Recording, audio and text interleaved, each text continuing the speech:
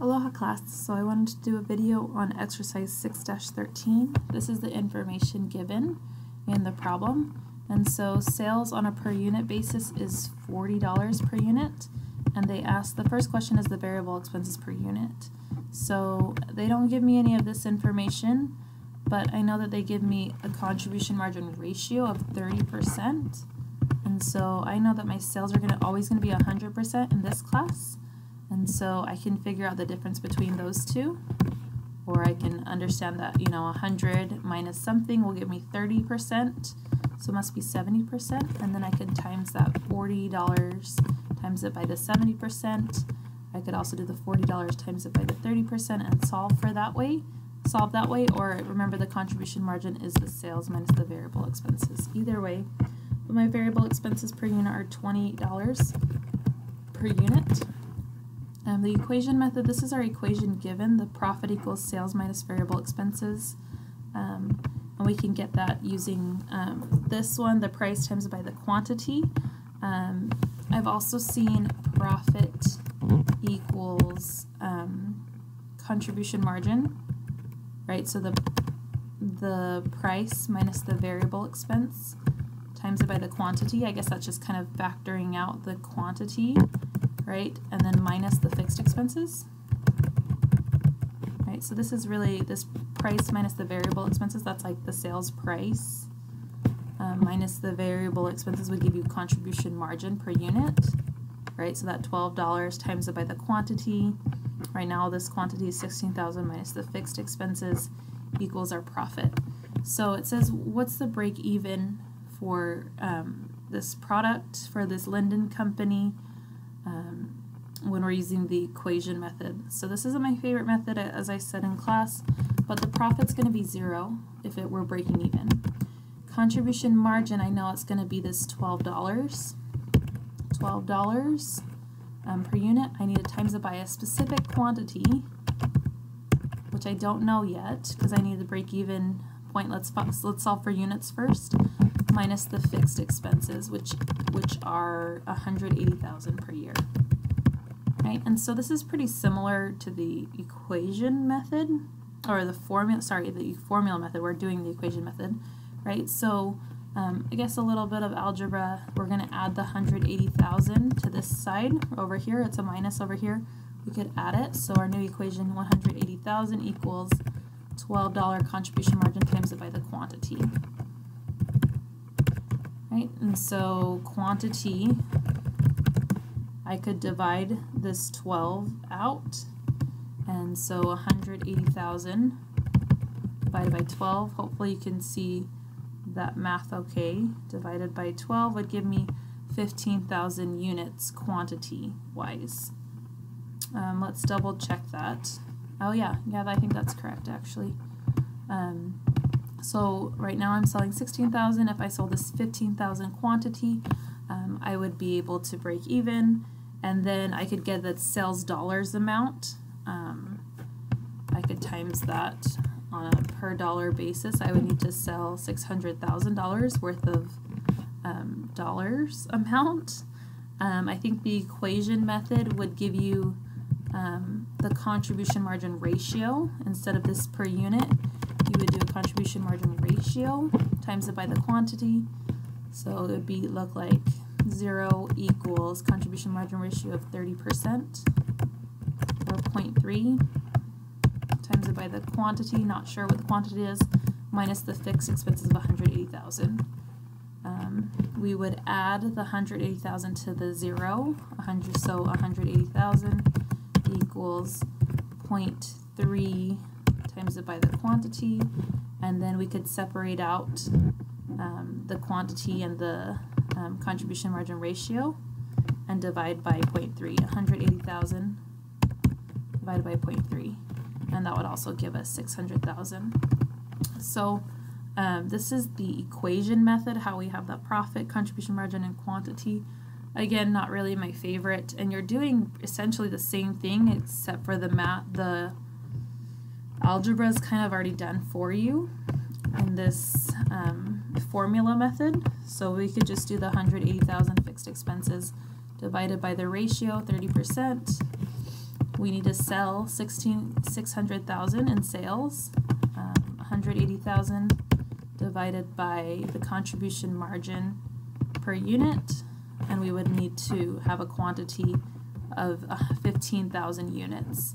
And we could verify this 15,000 units, right, if we had this per unit, this amount per unit, right, and so make sure we're breaking even this amount, times it by the dollar amount per unit, continue on with that.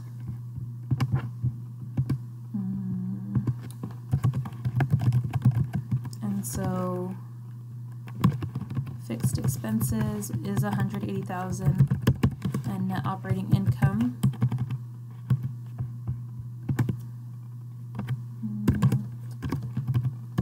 and yes, we are breaking even. This is just kind of a proof, making sure that the quantity I calculated, yes, I did have 600,000 total sales dollars, what I solved for.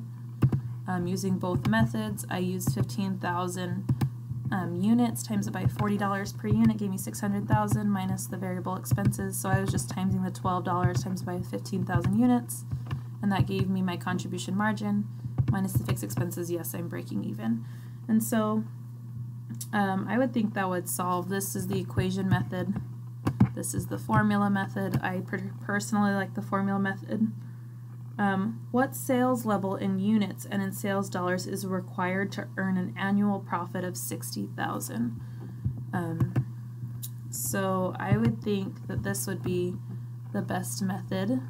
So now our profit, our target profit is 60,000 equals the contribution margin ratio, which was 30%, or 0.3, times it by the quantity, minus our fixed expenses, 180,000.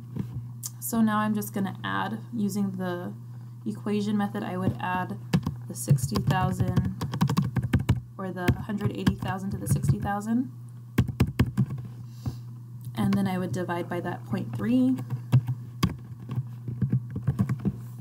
And so this is the sales dollars I would need in order to break even. What is the sales level in units and in sales dollars? So that's the sales dollars. If I wanted it on a per unit basis, I would need to sell the sales amount, 20,000 units, or 800,000 sales total dollars. This is the equation method. I definitely like the formula method much better. So instead of just breaking even, we want a target profit. So we'll do our target profit plus our fixed expenses divided by our contribution ratio for the total sales dollar. We'll equal the total sales dollar. And then we would do this divided by the contribution margin per unit to get the total sales units that needs to be sold. Right, and so target profit was the 60,000 plus the 180,000 fixed expenses. We will divide that by the contribution margin ratio. We need 800,000 sales dollars. This is a little bit repetitive, you would think. And then we could do the 240,000, right? That's the target profit plus the fixed expenses divided by contribution margin per unit, $12, and we need 20,000 units. Now we could do a proof over here, and then we would refer to this amount of units and make this to be D35.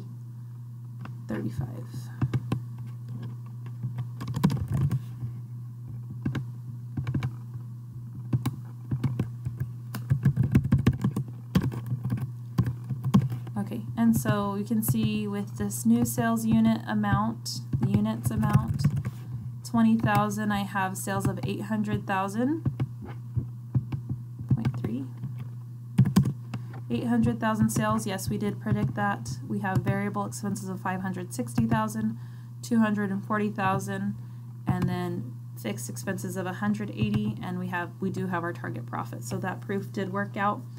I think I might leave you to do number 2 and part C. So instead of having this $28, it's going to now become $24, and so that would change our contribution margin